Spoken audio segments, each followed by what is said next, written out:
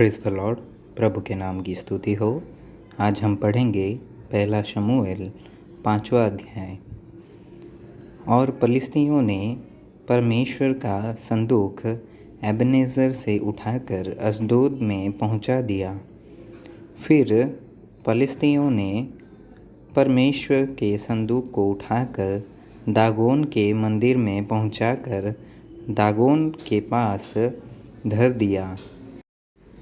बिहान को अश्दोदियों ने तड़के उठकर क्या देखा कि दागोन यहोवा के संदूक के सामने औंधे मुंह भूमि पर गिरा पड़ा है। तब उन्होंने दागोन को उठाकर उसी के स्थान पर फिर खड़ा किया। फिर बिहान को जब वे तड़के उठे तब क्या देखा कि दागोन यहोवा के संदूक के सामने औंधे मुंह भूमि पर गिरा पड़ा है और दागोन का सिर और दोनों हथेलियां डेवढ़ी पर कटी हुई पड़ी है। निदान दागोन का केवल धड़ समूचा रह गया। इस कारण आज के दिन तक भी दागोन के पुजारी और जितने दागोन के मंदिर में आते जाते हैं वे अश्दोद के दागोन की डेवढ़ी पर पाँव नहीं धरते। तब यहोवा का हाथ अश्दोदियों के ऊपर भारी पड़ा और वह उन्हें नाश करने लगा और उसने अश्दोद और उसके आसपास के लोगों के गिलटियां निकाली। यह हाल देखकर अश्दोद के लोगों ने कहा, इज़राइल के देवता का संदूक हमारे मध्य रहने न पाएगा, क्योंकि उसका हाथ हम पर और हमारे देवता दागोन पर कठोरता के साथ पड़ा है। तब उन्होंने फलिस्तियों के सब सरदारों को बुलवा भेजा और उनसे पूछा, हम इज़राइल के देवता के संदूक से क्या करें? वे बोले, इज़राइल के देवता का संदूक घुमाकर गत नगर में पहुंचाया जाए।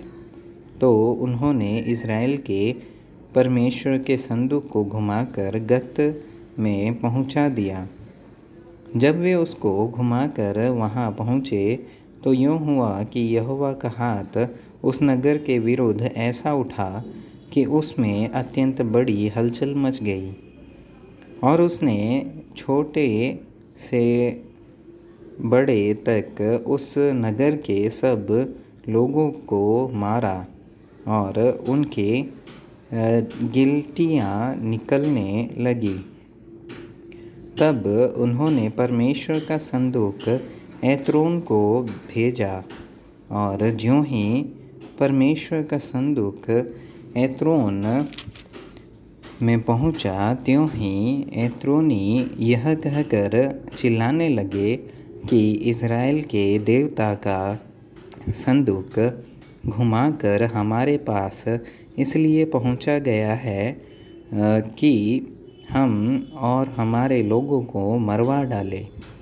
तब उन्होंने फलिस्तियों के सब सरदारों को इकट्ठा किया और उनसे कहा, इज़राइल के देवता के संदूक को निकाल दो और वह अपने स्थान पर लौट जाए और हमको और हमारे लोगों को मार डालने न पाए।